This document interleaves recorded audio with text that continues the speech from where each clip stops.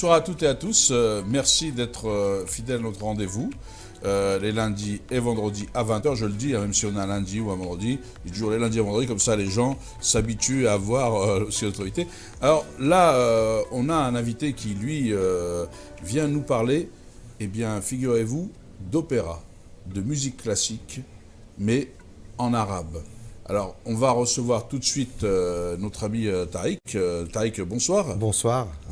Alors, qui est Tariq Bonan, qui est, vous êtes né où, vous avez grandi où, vous êtes de quelle origine? Je suis algérien, binational, tel qu'on le dit très souvent. Assurément algérien et natif d'Alger, d'une ancienne famille tlemcenienne et algéroise qui se sont rencontrés avec mes parents. C'est la famille Benawarka d'un côté et Bouhayred de l'autre côté. Et Bouhayred de l'autre côté. Les Bouhayred, c'est la famille Jamila Bouhayred, il faut le savoir. C'est ma tante, C'est sa tante, qui est une grande révolutionnaire, qui était la femme de Vergès. Tout à fait. Voilà, qui a deux enfants avec Vergès. Tout à fait. Vergès qui a été un des grands avocats du FLF d'Algérie. Complètement. Et Bouhayred qui était Jamila Bouhayred, que je peux pas aussi, je dois vous la présenter, c'est que vous ne connaissez pas Algérie. Jamila Bouhayred, c'est une figure de la résistance algérienne. C'est une figure de la résistance des femmes, je dirais même, je dirais pas au-delà, parce qu'il n'y a pas à mettre au-delà, c'est des causes toutes les deux très hautes. Et oui, on retrouve chez ce genre de personnage quelque chose d'incroyable et qui m'ont aussi, c'est des personnes qui m'ont inspiré. Mais elle a toujours gardé, alors comme c'est j'en profite, comme ça peut dire, ouais. Elle a toujours gardé, parce que encore, mais elle est peut-être très fatiguée, mais elle est très fatiguée, mais elle a toujours gardé ce militantisme. Hein. Ah oui, cette même aujourd'hui, c'est-à-dire qu'elle n'a pas perdu un poil de ce... Hein, oui, c'était un caractère, je dirais, familial. C'est une pugnacité, une certaine... c'est une résistante, au sens propre du terme, comme Madame Aubrac... le définissait, je trouve, avec bonheur, quoi. Quelqu'un qui n'a pas d'ennemis, sauf les mauvaises choses. Ben vous voyez, comme quoi, hein, là, ça ne fait pas parler de... Donc vous avez hérité de ça donc c'est votre parents, absolument. Non, je suis né en Algérie, je suis arrivé tout petit en France à l'âge de 5 ans et j'ai grandi dans la région parisienne. Où j'ai fait mes études de musique, notoirement.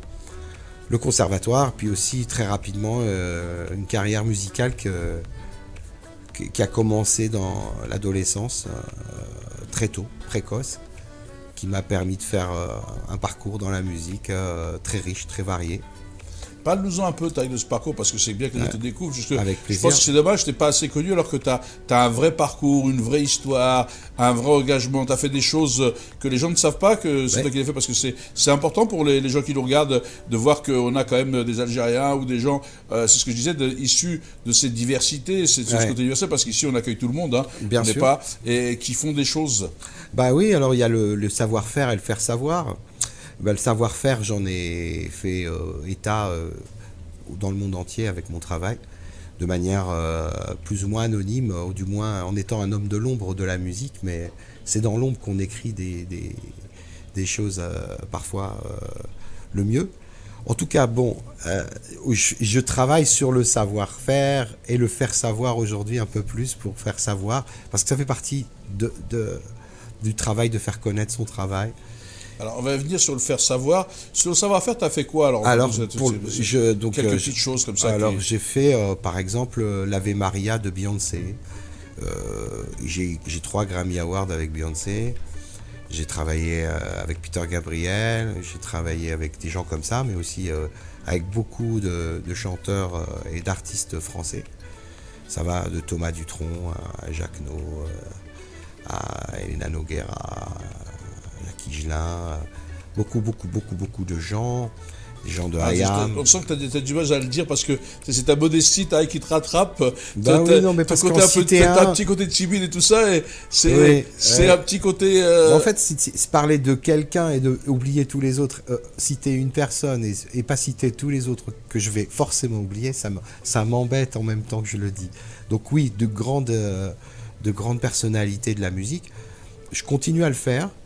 même si je me suis engagé depuis 10 ans dans l'opéra, parce que je viens de la musique classique. C'est mon première rencontre avec la musique. Et ce qui m'a amené à aller plus loin, c'est la découverte du monde. C'est aussi une envie de se trouver identitaire, d'un point de vue de l'identité de ma personne, quoi.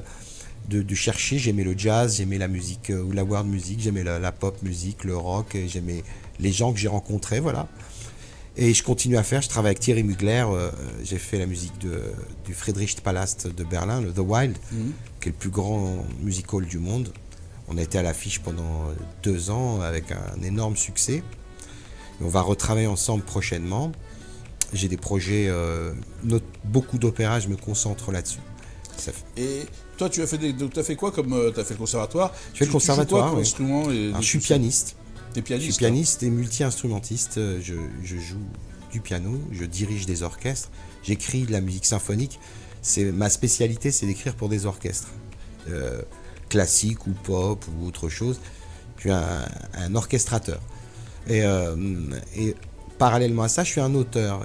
Et l'opéra, ça a été pour moi une manière d'assumer la poésie que j'écrivais depuis que je suis petit, mais à la marge de ma vie artistique concrète, parce que la musique m'a apporté beaucoup et que ça me remplissait mon temps. Je n'avais pas besoin de jouer les auteurs, entre guillemets, quoi.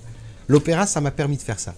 Alors, comment on en arrive à l'opéra et puis qu'on devient de la passion? Parce que quand tu parles, effectivement, toi, avec tout ce que tu as fait, cette diversité, ouais, ce travail que tu as eu avec le tout ça, comment tu es revenu sur l'opéra et ça t'est venu comment?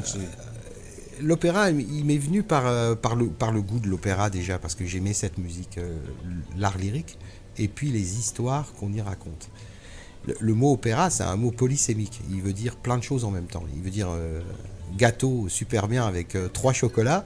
Il veut dire cette maison d'opéra qui est une espèce de bâtisse, un type d'architecture.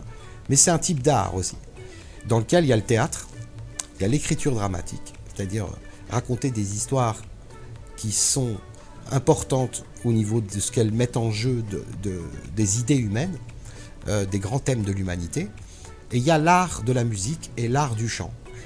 Et ces trucs-là se rassemblent en même temps pour raconter une histoire, le temps d'un spectacle. Et moi, j'ai eu envie de partager nos imaginaires. À un moment donné, dans ma vie d'être humain, d'artiste, pour des raisons personnelles aussi, parce que je perdais ma maman il y a plus d'une dizaine d'années, et qu'elle était une grande révolutionnaire algérienne, elle aussi, et qu'elle n'était pas que ça, elle était aussi une mère et le pot de fleurs dans lequel je suis, qui a fait ma fleur, que je suis, ou le pot que je suis devenu aussi, à mon tour. En tout cas, c'était une manière de me retrouver et de raconter quelque chose, d'être utile avec mon art qui m'a apporté beaucoup, la musique qui m'a donné ma vie et le bonheur de traverser le monde et tout ça, de faire des choses pour un petit garçon du Sendé. Et j'ai voulu faire un peu honneur à tous ces gens qui m'ont donné dès mon enfance la nature du mot exemple. Et j'ai voulu contribuer à éclairer mon pays, à éclairer, je veux dire, les regards sur mon pays, sur notre culture, en la partageant à travers la musique classique, qui est une musique universelle. Alors, j'ai bien entendu, parce que j'ai vu l'hommage que vous avez rendu avec le monde, à qui on rend hommage. Je pense qu'on salue sa mémoire, le travail, parce que c'est vrai que elle était révolutionnaire, c'était, je crois, la sœur de Djamila Bouhilat, c'est donc une famille très engagée. Et donc, c'est vrai que, est-ce que c'est effectivement ce moment-là, je sais que vous en parlez, moi je me laissais transporter quand vous discutiez, et je sais que vous en parlez avec j'ai vu beaucoup de tristesse quand vous l'avez admiré. Est-ce que c'est ce moment-là qui a donné le déclic d'avoir un retour vers le pays d'origine, parce que l'Algérie, on la quitte jamais vraiment? Bien sûr, on la quitte jamais vraiment, on en est, je veux dire, un bout du territoire chacun, avec une façon d'en parler, de vivre nos joies et nos souffrances qui sont toutes nombreuses. Et moi, c'est à travers tout ce que j'ai vu aussi de mes années françaises, l'amour de ce pays, de la France, qui m'a apporté aussi cette instruction, cette fraternité, et aussi cette ambivalence que nous, on traverse tous, nous les binationaux, d'essayer de trouver notre place entre nos origines et nos devenirs, sans savoir que notre devenir, il se doit de se définir comme quelque chose qui se fixe ou qui va bouger encore. On est quelque part des gens du futur. On a annoncé à travers nos voyages, nos déports, j'ose pas dire exil parce que c'est un mot qui est trop définitif et qui est trop radical. En fait, on a apporté quelque chose ici de nous. Et c'est un beau juste retour de l'histoire. Et à chaque fois qu'on apporte quelque chose de bien, je trouve que c'est bien pour nous là-bas, pour les gens d'ici, les gens de là-bas. Et voilà, je trouve que c'est un beau partage. J'ai eu beaucoup d'émotions en vous écoutant parce que je trouve que vous avez bien défini. Je pense que pour les gens qui nous regardent et qui se disent mais binational, qu'est-ce qu'ils choisiraient, je crois qu'il faut que les gens comprennent que c'est comme comme on a un père et une mère et qu'on n'a pas besoin de choisir et que même s'il y a un divorce, etc., on a toujours son père et sa mère. Et précisément. Voilà. Et donc j'ai trouvé que c'était assez beau la définition que tu avais de dire on aime la France, oui, on l'aime. Bien sûr. On aime l'Algérie, oui, on l'aime. Bien sûr. Et nous demander de choisir, c'est nous mutiler. Bien sûr. Et puis c'est de quel droit nous demander de choisir? Sur quel principe et sur quel concept? Pourquoi choisir? Puisqu'il est possible d'avoir ces deux appartenances et d'être un être humain, d'être pétri par ces deux valeurs. Moi, j'ai du sang français dans les veines et la plupart de mon sang est algérien et il n'y en aurait qu'une goutte que cette puissance-là de ce pays-là, il serait puissamment en moi quand même. Et là, c'est pas le cas. Je suis algérien et je suis un enfant de cette Algérie et je suis un enfant de cette France aussi qui m'a accueilli, non pas comme quelqu'un d'ailleurs, pas toujours. Le parcours de personne n'est rose. Et quand on peut faire du mal à quelqu'un à travers une bêtise ou une autre, on est dans un monde où il faut assumer tout ça.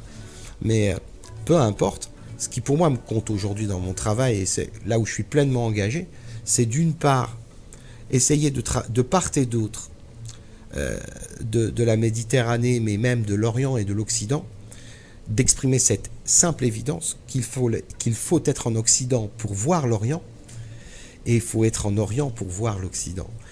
L'un ne se définit pas sans l'autre. Et on a oublié ça de part et d'autre de la Méditerranée, parce qu'il y a une histoire qui est déficiente, de part et d'autre, à mon sens, de la Méditerranée. Il y a un manque de paroles, il y a un manque d'imaginaire. Alors moi, j'essaye de partager ces imaginaires. Je raconte des histoires à travers mes créations, qui parlent de notre façon de penser la vie et la mort, l'amour, la pudeur. Pourquoi il faut être nu pour penser art classique? Et pourquoi il faut être habillé pour penser pureté? C'est pas vrai. Ni l'un ni l'autre ne peuvent être entièrement l'expression d'un tout. Il faut de tout. Et nous, dans notre pays, on a tout. On a des sculptures d'art classique, malheureusement parfois profanées par des abrutis. On a aussi une grande pudeur qui nous vient de notre grande culture musulmane, qui est magnifique. Notre exercice de l'islam, qui est magnifique. Nos façons de penser les choses, la diversité des racines amazigh, kabyle, côtière, terrienne, saharienne, montagnarde, tout ça. C'est une magnifique diversité de pays. Mais quand je vous écoute comme ça, donc je suis très... Je suis vraiment emballé, parce que je trouve ce discours universaliste, c'est un discours universaliste que vous portez en réalité, contre un truc, et je trouve qu'effectivement de dire que l'Orient n'est rien sans l'Occident et vice-versa, sans le regard l'un de l'autre, c'est dans le regard de l'autre qu'on existe. C'est ça. Et donc se croiser ces regards, est-ce que c'est pour ça que vous avez choisi la musique? Parce que elle, la musique, par contre, n'a pas de frontières. Elle, c'est comme les instruments dans un orchestre. Ils essayent de s'associer, de coopérer pour donner une mélodie. Est-ce que c'est ça la recherche de votre... Absolument, vous l'avez complètement dit tel que j'aurais pas mieux pu le dire, mon cher Akli. L'orchestre symphonique, il est là, il n'a pas de couleur. On peut jouer tout avec un orchestre symphonique. On peut jouer du jazz, du classique, du disco, de ce que vous voulez, du ride. Ça n'a pas de style, un orchestre symphonique, mais ça peut tout jouer. C'est pour ça qu'on appelle ça la musique classique, la musique universelle. Elle appartient à personne, en fait. Chacun va y mettre sa contribution. Et moi, j'ai voulu apporter la langue arabe dans le répertoire de la musique classique mondiale, de sorte qu'un Allemand puisse chanter une œuvre qui parle d'un enfant d'Alger ou d'une histoire qui se passe dans le grand désert, qui parle d'absolu. Parce que il n'y a pas de raison que ça soit simplement un regard seulement qui peigne non plus. Et c'est d'ailleurs pas, je n'ai pas créé ça pour des raisons politiques, au sens politique. Moi, je ne fais pas de politique, je suis un homme engagé dans la culture. Pour ce qu'elle a à nous apporter et de ce que je peux apporter moi, humblement, à mon niveau. Oui, vous êtes engagé au sens politique, c'est-à-dire la vie de la cité, vous voulez faire vivre la cité. Tout à fait. Et faire vivre les gens entre eux.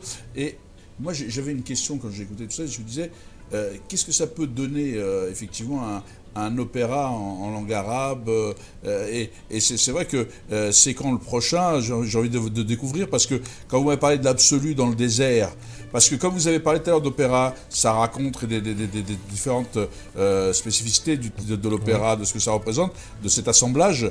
J'aimerais bien effectivement que cet opéra se déroule dans le désert. Parce qu'il se déroule toujours dans des endroits un peu... voilà, c'est précisément ça. Et moi, j'amène ces mondes-là à l'opéra. Mon premier opéra s'appelle El Nafas. J'ai été le jouer c'est le premier opéra en langue arabe au monde. Et j'ai voulu qu'il naisse à Alger, dans le théâtre de Kateb Yassine, que je considérais comme un de mes maîtres, et pour qui j'ai une immense affection. Je veux dire par contumace, mais qui me lie à lui. Il y a une sorte de filiation intellectuelle. Je pense comme lui, et je définirais, pour reprendre ces mots, je pense en arabe, je prie en arabe. Peut-être que dans ma tête, ça se mélange avec du amazir, et en même temps, je suis quelqu'un qui s'exprime en français. Et c'est ma plus grande victoire, comme disait ma mère, sur l'occupant. C'est cette langue française. Aujourd'hui, moi, je ne suis pas un enfant de cette histoire. Je suis un enfant d'une fraternité construite par l'amour des gens, de part et d'autre de la Méditerranée, de part et d'autre du monde, dans une mondialisation certaine de ce monde. Et j'apporte quelque chose qui est mon travail de compositeur, d'auteur. Je raconte des histoires. Voilà, El Nafas, ça se passe dans le désert. Ça parle du pardon. C'est une histoire qui raconte l'histoire d'un jeune nomade dont la seule richesse, c'est d'avoir su apprendre la science des rêves, des voyages de l'esprit. Et à travers ça, d'étape en étape, il va découvrir l'histoire de sa famille. Et il va arriver au stade où il va comprendre que le pardon, c'est la seule chose qui peut lui permettre de changer le destin. C'est la seule encre possible sur le maktoub. Voilà. C'est vrai, ça doit être un vaste problème. Il faudrait voir, effectivement, savoir quand est-ce qu'il se joue et découvrir, parce que alors, je crois que les gens qui regardent ne connaissent pas. Alors j'ai joué donc à l'Opéra d'Alger. Malheureusement, on pouvait faire qu'une soirée. J'ai été invité par l'Opéra d'Algérie là, très récemment pour venir jouer mes œuvres en Algérie, et je vais me présenter au public algérien dès que possible, et travailler à faire et à proposer des créations en Algérie, pas qu'à Alger. J'aimerais jouer dans les grandes villes, mais aussi, aussi bien ailleurs. Voilà. Parce qu'on veut toujours jouer dans les grandes villes en Algérie, mais on oublie que l'Algérie, c'est plus ça, vaste parce que qu'au ça. passage, au-delà du caractère, je veux dire, particulier pour certains de fait de chanter en langue arabe, qui pour moi n'en est pas un, mes œuvres sont des œuvres à part entière, c'est des œuvres d'opéra et de musique, et elles ont vocation à être partagées. Et moi, je suis un compositeur d'aujourd'hui qui veut partager des œuvres avec le public et les gens d'aujourd'hui, et qui veut faire que l'opéra, il y ait des gens qui viennent, un public nouveau qui rentre à l'opéra. Alors c'est tout un combat, ici comme chez nous, je pense. C'est un travail. En vous écoutant, moi je me suis dit, tiens, je vais poser la question à Taïk, et en langue amazigh, en berbère, mais très certainement, bien sûr, j'aimerais beaucoup créer une œuvre en amazigh. Parce que moi, j'entends, bon, parce que pour en être, c'est mes origines, c'est mes racines. Bien sûr. On n'a jamais, mais c'est mes racines, la majorité, c'est la langue maternelle, je veux dire, en termes de, comme dans le genre du Sahara et tout ça. Et les chants berbères, c'est souvent, ça parle de la vie, comme vous étiez là, on parle pas des chants, du travail, de l'exil, même si on n'aime pas tant, parce que c'est difficile, ça parle de tout ça. Et donc je pense que pour un opéra, il y aurait matière, non? Complètement. Et puis il y a une telle richesse chez nous de culture, d'histoire à raconter. Il y a une magie dans les mots. Je suis pas, disons, de souche amazigh, mais de souche on plus... Tous, on est tous, hein. Évidente, on est évidente, hein. On est tous de souche. On est tous voilà. des Algériens, on est tous amazigh. De par l'Algérie et nos racines. Même au Mali, au Niger, tout ça, ils sont amazirs. Bien sûr. C'est plus vaste, le Sahara est amazir, c'est très vaste. Pour moi, c'est pas un souci. Mais ça n'oppose pas d'avoir été après, qu'ils soient mélangés plus, ceci ou cela. Je pense qu'il faut que les gens, ils arrêtent de voir ça comme une dichotomie, mais de le voir plutôt comme... Voilà. C'est une richesse pour moi. C'est une richesse, c'est la part d'universel qui est en chacun de nous. Est-ce qu'on peut la partager? Tout à fait. D'ailleurs, dans la langue berbère, il y a une des magies de la langue berbère, je trouve et je crois, c'est d'avoir la faculté de décrire les choses avec une très grande magie. Et une vieille femme, une grande maman de chez nous est capable de parler aux plantes et de nous donner un langage avec le langage des plantes et des oiseaux. Et c'est cette richesse de culture, ces images, cette intelligence que nous, les artistes, on doit cultiver parce qu'elle devient un jour des brevets d'ingénieurs, de la mathématique, des concepts d'architecture, des concepts d'industrie, de manufacture artistique ou autre. Mais en tout cas, la culture, ça commence par l'agriculture. Ça commence par semer une graine et après, il y a un arbre et nous, on est tous, à un moment donné, la fleur et à un moment, on est l'écorce. Et il faut qu'on arrive à avoir cette espèce de verticalité, d'être à la fois avec une main vers l'avenir, une main vers les jeunes qui arrivent. Donc voilà, il y a tout ça. Ouais, j'écouterai des heures. Parce écoute, que, vraiment, je trouve, c'est un vrai je trouve que c'est une vraie. Non, mais je trouve que c'est une vraie approche. Maintenant, je comprends mieux pourquoi tu as pu écrire des choses et les musiques, parce que il y a une vraie, il y a une vraie spiritualité chez toi. C'est-à-dire que la spiritualité, les gens pensent toujours religion, mais la spiritualité, c'est aussi la recherche du soi profond, la recherche de l'émotion, la recherche du dépassement. Bien sûr, parce que voilà, ça aussi, c'est, je considère que c'est un de mes seconds ou un de mes premiers, enfin c'est un de mes axes de travail, c'est que je suis quelqu'un qui peut-être c'est ma partie, c'est mon côté jazzairy. Je me soumets pas aux mots d'ordre intellectuel ou éthique, spirituel que je considère comme injuste ou falsifié. Et j'ai pas envie d'être pris entre le pot de terre et le pot de fer de l'obscurantisme et d'un laïcisme tout aussi bête et imbécile et privant de liberté, clivant, impossible à pratiquer quand on pratique la création et qu'on essaye de s'inscrire dans l'intelligence et dans l'avenir. Pour moi, il y a spiritualité dans toute chose. Et il y a, sans parler de religion, de dogme. On n'insulte pas la religion quand on parle de son sentiment de vouloir entendre ceux qui sont partis, de parler, d'avoir des espérances. Il n'y a pas que les codes religieux, la religion apporte beaucoup et elle est un grand cursus philosophique sur lequel je m'appuie autant que tout le monde, je veux dire, de manière normale et inconsciente, ou simple et apaisée et complètement ouverte sur les autres et les autres croyances, parce que sans quoi ça serait une mauvaise religion. Bien sûr. Non, mais les gens, vous avez raison de parler de ceux qui prônent un espèce de laïcisme, qui n'est pas de laïcité d'ailleurs, parce que la laïcité, c'est le droit de ne pas croire ou de croire. Bien sûr. Donc c'est pas d'empêcher certains de croire ou d'empêcher la pratique religieuse. Mais comme toutes les croyances, ça dépend de la lecture qu'on en a. Et tout à fait. Et elle peut devenir terrible on en connaît l'expérience. Oui, mais enfin, entre guillemets, c'est marginal. Après, on voit bien ce que les gens voudraient essayer. Vous savez que la plupart des musulmans, parce que actuellement c'est le débat, c'est là-dessus, quand on voit un truc, sont des gens qui aspirent à vivre en paix. Mais c'est même pas. Il n'y avait pas besoin de le dire. Il n'y avait pas besoin de le dire, je crois. Voilà, et on le voit bien à travers ce que vous faites. Et si les gens viennent voir les opéras, ils verront bien que ce qui est prôné souvent, c'est d'aller vers l'autre, l'universel, la fraternité, l'amour, la joie. On aspire tous à vivre bien. Bien sûr, moi je poursuis le travail que beaucoup de gens avant moi ont poursuivi et que beaucoup de gens après moi vont poursuivre. Il n'y a pas que les orientalistes pour parler d'un bel Orient, il y a aussi les orientaux.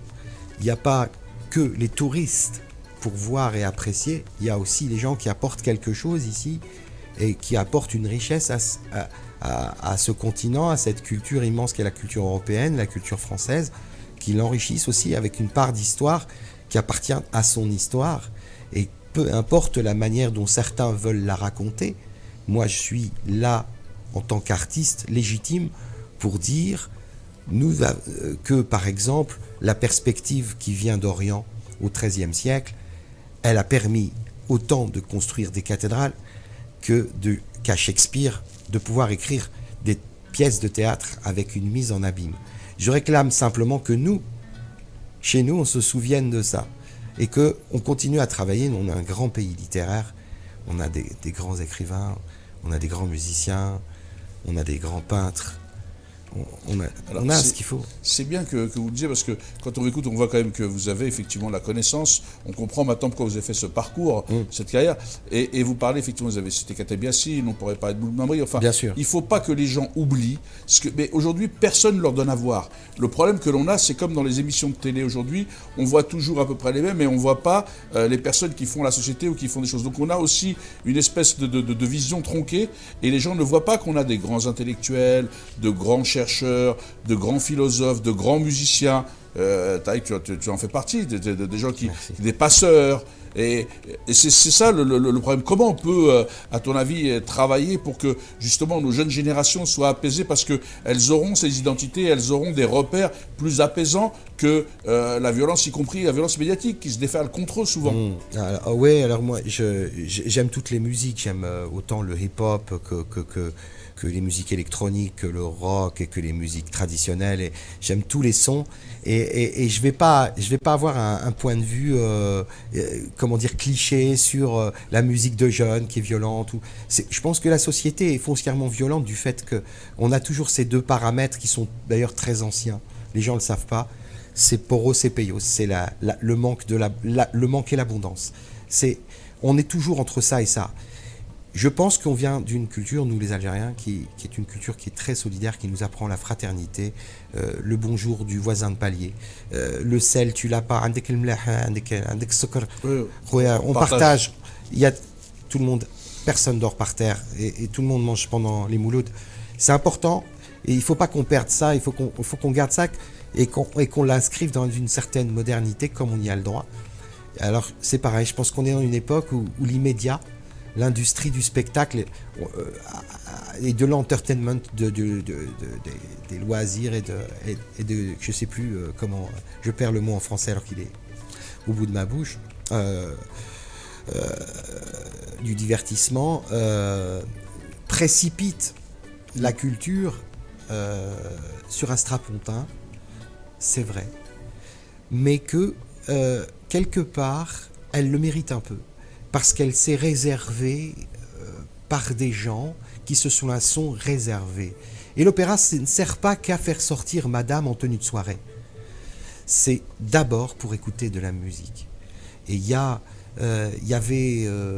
une architecture qui s'y prête. C'est le seul endroit où on peut chanter sans micro, avec une voix qui est un art, et avec une humanité, avec du théâtre. Parce que quand on chante, on porte des paroles, et on doit les vivre, on doit les faire vibrer. Elles ne sont pas juste des mots. Voilà. Quand les gens redécouvrent ça, quand ils découvrent ce que c'est un orchestre symphonique, moi j'étais à Alger, au Petit Opéra d'Algérie, le Petit, J'ai fait venir des enfants dans l'après-midi de l'arrêt général, j'ai fait venir des gamins des écoles de la Casbah, j'y tenais beaucoup, pour qu'ils voient une répétition d'opéra et qu'ils voient l'orchestre symphonique. J'ai fait diriger à des gosses, à des petits, l'orchestre, pour qu'ils se rendent compte de son que ça... Parce que c'est barbant peut-être pour un gamin de... Voilà. Donc on doit lutter contre ça, et ça c'est qu'un effort de nos institutions. Voilà, il faut éduquer. En tous les cas, sur ces bonnes paroles, Tariq, de partager l'éducation et sur la culture, on te remercie d'être venu. Merci beaucoup, c'est moi. Parce que, nous, on va se quitter et donc on va se retrouver lors de la prochaine émission. Alors je vous rappelle les émissions lundi et vendredi à 20h avec un nouvel invité. J'espère comme moi que vous avez été passionné par cet échange et que vous allez découvrir la passion de l'opéra. Parce que si après ça, vous n'avez pas envie de découvrir l'opéra, dans toutes les langues d'ailleurs, que ce soit en arabe, en berbère, en français, en allemand, enfin voilà, c'est l'intérêt de l'opéra, c'est de pouvoir le partager dans toutes les langues, c'est l'universel, et c'est que vous ne mettez pas du vôtre. Hein. Donc sur ce, je vous dis bonsoir et bonne soirée. Merci d'être fidèle à nos rendez-vous.